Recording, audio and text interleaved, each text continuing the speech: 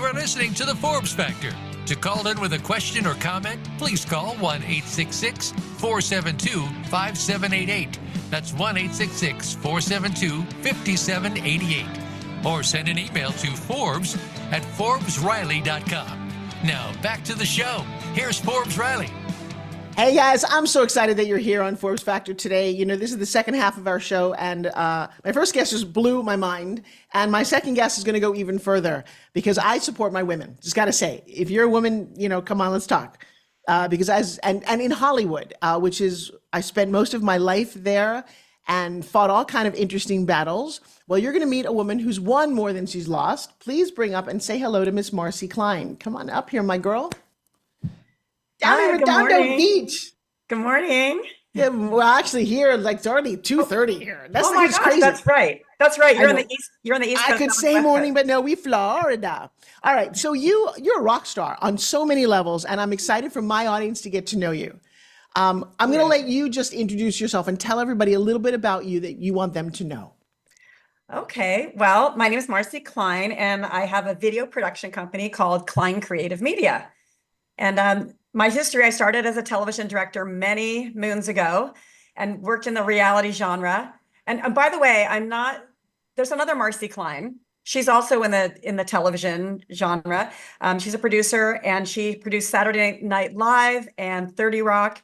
And she's amazing as well. And we are mistaken for each other all the time. Oh, that's funny. That probably helps both of you. You can do twice as much work. It's so funny. I mean, in my younger days with my company, I cannot tell you how many of her emails, in fact, our IMDb's were crisscrossed, but yeah, it was really kind of crazy. And we tried to undo it. And it actually got undone. What happened is I left television. I had an aha moment when I was working on the Dr. Phil show. I'll tell you about that later, but I ended up leaving television for 8 years and just being a stay-at-home mom. Congratulations. Yeah, it was really amazing. But during that time when I was a stay-at-home mom, IMDb sort of changed the way that they work. And it became like a service that you pay for. Anyways, I came back 8 years later and opened a video production company in Redondo Beach, not in television anymore, but still telling stories with video. And my IMDb was actually gone, and I wasn't intertwined with Marcy anymore. So I'm my own person again. There you go. What is it that you love about, where did you grow up, by the way? I grew up in Long Beach, California, went to UC San Diego, and then came out to Hollywood. So, and I grew up in Long Beach and Oceanside, New York, which is the exact opposite, but it's very similar. And went out to Hollywood to pursue that. What did you want to be when you were little? Well, it's kind of funny. I wanted to be a lawyer because I wanted to be. So did I. Oh my God, you're a sister from another mother. Oh my God, that's hilarious. No way. I realized I wanted to be Perry Mason. I wanted to play a lawyer on television because as an actress, that's what I wanted. But I went to college to become a lawyer. What is that with us? I know, it's so funny. And you know, my little sister actually did it. My little sister's a prosecutor, and she's actually almost getting ready to retire. She's a can I say the A word? Because she's badass. Yeah, she's a badass. Yeah, I totally got that. You can say it absolutely. Yeah, she's a badass. She was like a head of sex crimes and everything. I love my sister, but I digress. So I went to UC San Diego, really with the hopes of becoming a lawyer. But when I arrived at UC San Diego and I learned how to surf, right? That everything changed. I did not want to do anything that took a lot of time. I had to figure out my syllabus so I could spend the most time on the beach surfing and the least amount of time in school. And that ended up being communications. Okay, I'm not introducing you to my daughter. My daughter, who found surfing at like 15, now lives all around the world on her laptop. She's coming home from France today, but went to Portugal to go skiing, in Morocco to go surfing, kite surfing. And oh my gosh, apparently, oh my gosh. Luckily, I never did it. I have to meet your daughter. I have to meet her. Yeah. Oh my God. She lives for the surf. It's for me, I grew up watching, Frankie Avalon. That was as close as I got to getting on a surfboard. Beach blanket bingo. Yeah. Yeah, it's funny. I mean, honestly, I keep surfing as even part of my company and my brand, because I surf every Friday religiously. And I even advertise it on my website and everything. Like if you want to do a creative meeting with me, we can do a board meeting in the surf lineup, because it just creates ideas, and it refuels my creativity. I call it diving into creativity. That's what I love that. Yeah, All it's right. So fun. have you always been this kind of a storyteller? Is that what's driven you? I think so. I didn't know. I mean, you know what? That's kind of funny. When I think about me as even a little girl, I used to write like I used to write music, I used to write poetry, I used to, journal. So I was always a writer. And then, but I really, once I sort of realized I was going to go into television, I didn't really realize I was a storyteller until maybe even after I left television.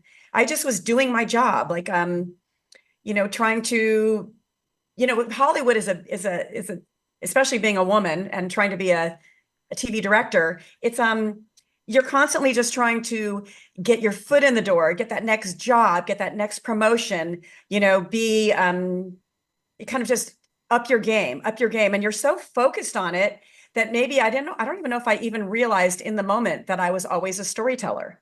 I mean, I was Right. good at it. I always did that. And it wasn't until I stepped back and became a mom that I realized I was.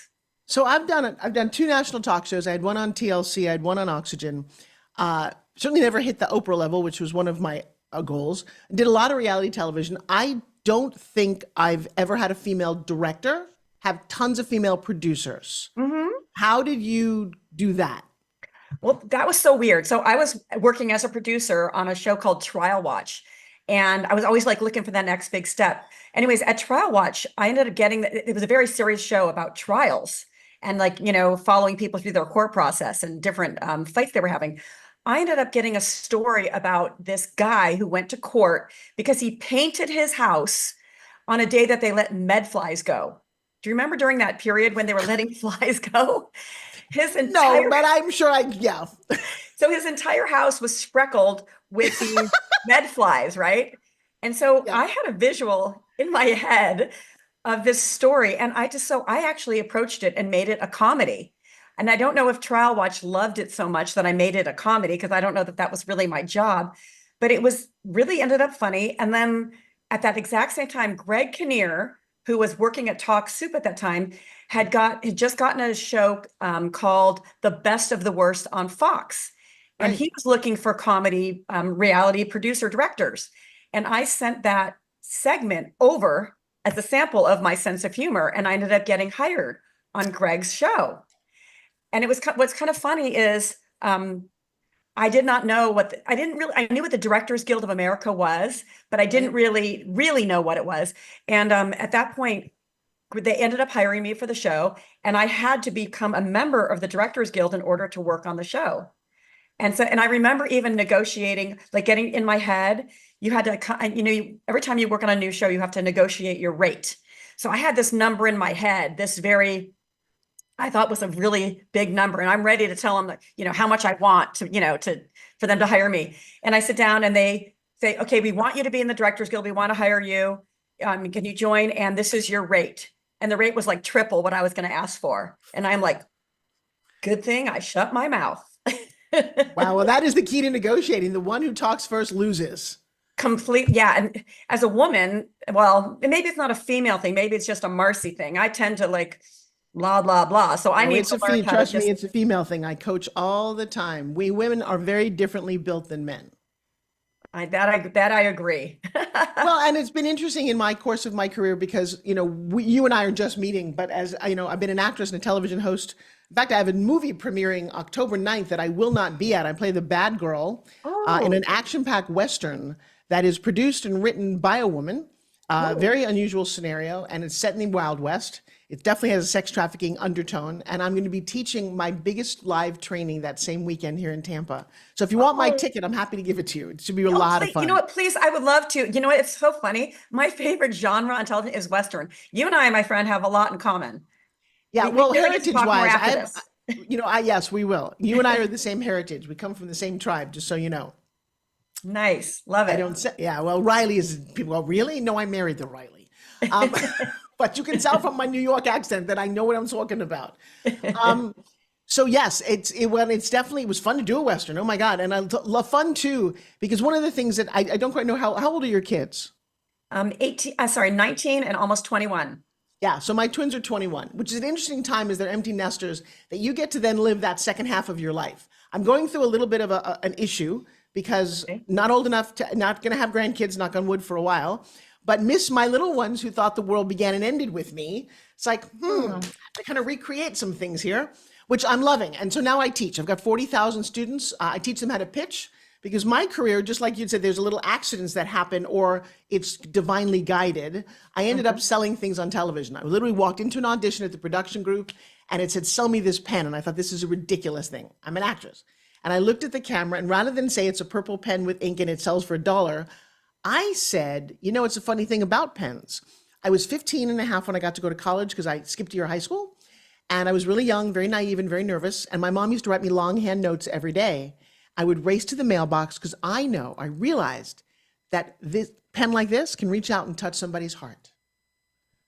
I was going ready to leave. Well, Jake of Body by Jake comes out from behind the camera, grabs my face. It's the early 90s, says, you're going to make me a lot of money.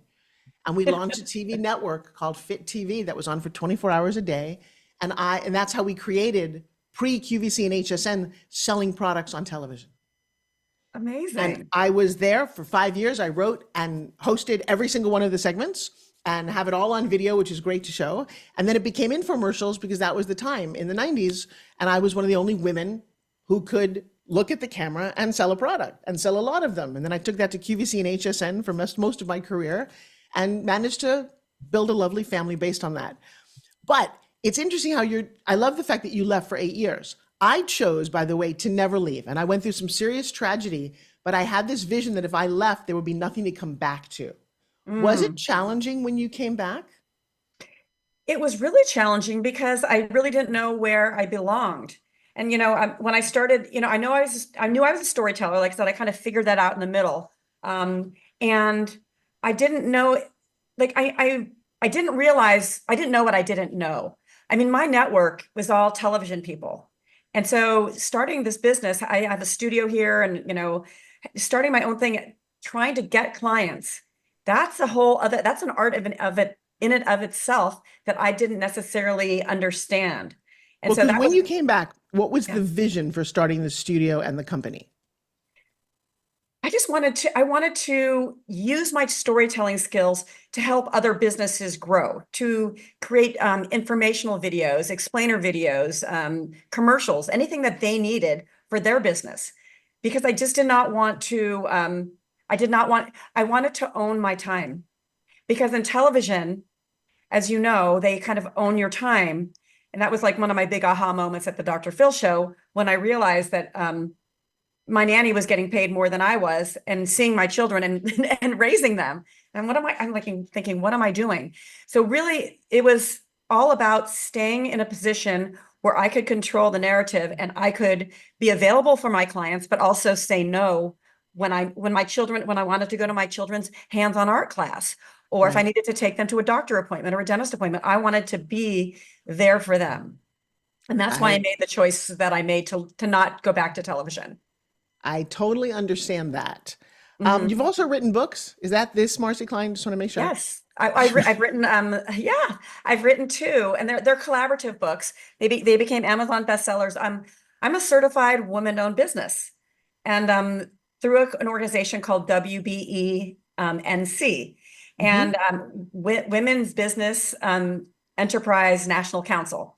And through that organization, a publisher reached out and contacted 14 women-owned businesses and asked us each to write a chapter about being an entrepreneur and what we've learned and, our journey along the way. It's called Women in Business Leading the Way. I love it. Yeah, it was really I ended up meeting 13 other amazing women business owners. We all collaborated. We got to go on a book tour, which was super exciting. And what was fun about the book, there was two chapters that I got to write, book 1 and book 2. And in book 1, I talked a lot about surfing and how surfing relates to business.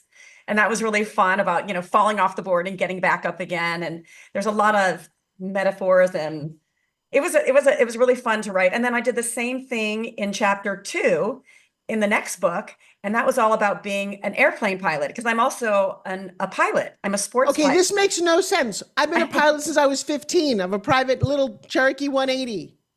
I've never met a woman like, if I had curlier hair, we'd be the same person. Oh my You gosh, guys, I'm that's sorry, on the radio, amazing. you can't see this, but I'm going, wait, I've never, ever, ever, ever heard another woman say that. When did you and why did you become a pilot? Oh my gosh, this is so great. It was for my business. I ended up buying a drone because I was doing business videos and real estate videos. So I buy this drone, I learn how to fly it, only to find out that my footage is illegal. No one, like I got some I captured some moments that were newsworthy. And of course, I called some contacts at the news station. I'm like, I've got this amazing footage. I'm the only one that captured it. I got the aerial view. And do you want it? And they're like, sorry, your footage is illegal. We can't touch it. Because illegal in what way? Because I was not a commercial pilot. Back in 2014, you had to be a commercial pilot in order to sell your aerial footage because they did not have what they call now a Part 107, a drone license. So I'm like, are you kidding me? So what do I need to do for you to sell my footage? And they said, well, you need to have a minimum sport pilot license. I called the FAA. They said you have to be a minimum sport pilot and you have to get a 333 exemption from the FAA. So I did both of those things.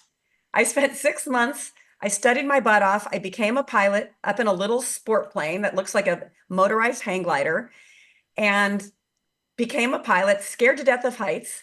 Ended up doing it, getting my license and then getting the 333 exemption.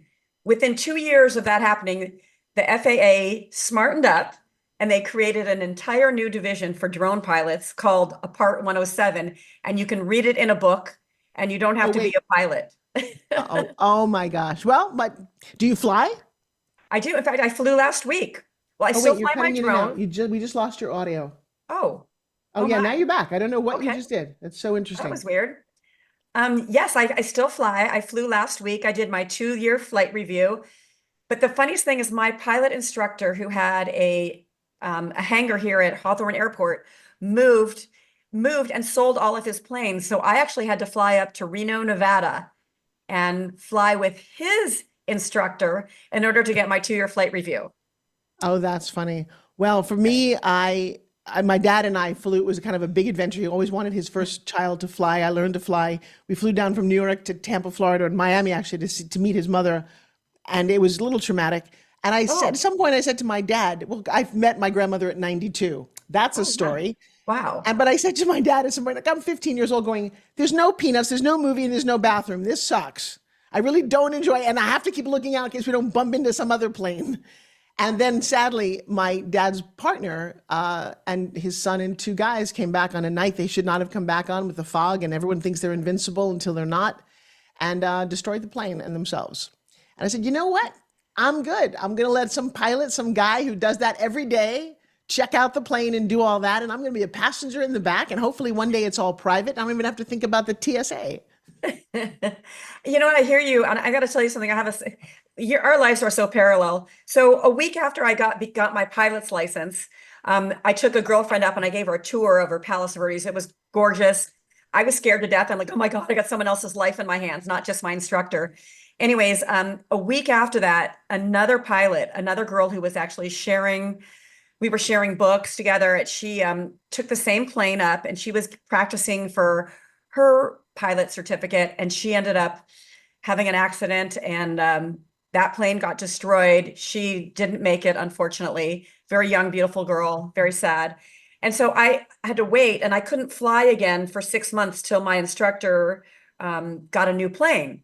So I have kind of made a commitment to myself that I will only fly with an instructor and I don't plan on ever like taking anyone else up, even though if I would have continued, I probably would be a much more confident pilot.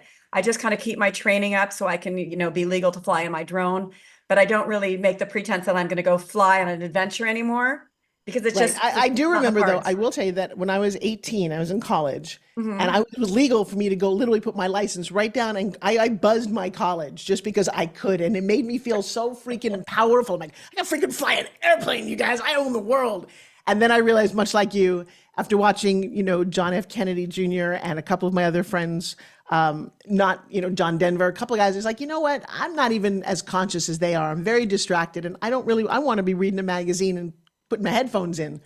So, but I appreciate what you're doing and I love that you are that. You guys, this is fun. This is like meeting a sister from another mother. I know. And I I hope you can't guys believe are it. enjoying this. So let me get back to business one. So Sure. my audience is a lot of entrepreneurs Hmm. who dream of more in whatever that means. We just got off the phone with a guy who's exited over 100 businesses, has grossed several $billion, and great insight and humility. And I love that.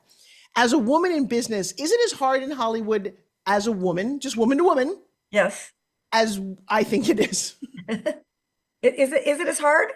Or wait, rephrase the Well, question. well, I just did you run up against obstacles based on who Oh, you are? oh yeah. I mean, Harvey Weinstein hadn't been discovered at that point. And Right. kind of everything that kind of you think Hollywood is, or the bad stuff, I think I think it's true. And I've bumped up against situations that were very uncomfortable. There's a really fine line between being an assertive, successful person in television and being referred to as the B word, right? Yep. And I never, I'm not going to say I never found that balance. I'm going to say it was very hard to find that balance. I did find myself being louder and meaner when I wasn't getting my way, instead of maybe more mindful. And I think there probably was a smarter way for me to maybe approach business that might have been an easier path. I'm not sure, but I wasn't really educated on how, there wasn't really education back then to give us Oh, I guidance know on that. how to be a female in business. So, In we man's have world. 4 minutes left to the close of this show. We're going to have Yeah. you back at some point, or you and I are just going to be talking. What do you want young women in business to know, do you think? Well, I want them to know that it's funny because I'm sitting here and my assistant is over next door, and I guess I'm going to be, and we're sitting at the desk right by me. And I think I want them to know that you can really do anything that you want to do, that you set your mind to. And I also think that women are so talented, and so much more talented probably even than men. Like, I don't even know how men rule the world, because women have so much to give, and they're so amazing and able. And if I don't know how we get around that belief that we sort of allow men to sort of rule still. I don't know how we get around that, but I want them to know that it doesn't need to be that way. And if I would have known that when I was younger, I might have been even a stronger leader and a better leader. If I would have realized, that men are not all that. They don't ride in on white horses. They're not like the end all be all. We're their equals. You know what I love We're about just what you just different. said? You didn't say I would be a better person. You said I would have been a better leader. I think that's one of the admirable qualities I have about you, and I think it's why you're very good in business. I feel the same way. I would have been a better leader of other women had I known what I know now. And that's one reason for doing a show like this, or doing shows that you do. How important is it for a business to have a video? Oh my goodness. I don't think you can have a business without a video. Nowadays, because um, we want to engage our audience and let them know who we are. I will want to do business with you. And if you see just a static picture, you're going to have an idea of kind of who I am. Maybe you think I'm a mean person. Maybe you think whatever you think about me based on a photograph. But the minute I start speaking, or you start speaking, we get to know our vibe, our energy. And every business owner who gets on camera and talks will share that with their potential audience. It's like a Yep. warm introduction, and you feel like you know that person a little more, and you work, who do you work with, who you want to do business with. I love it. We've got 2 minutes left. Give me a thought for the world from you, from your perspective. The thoughts on the world.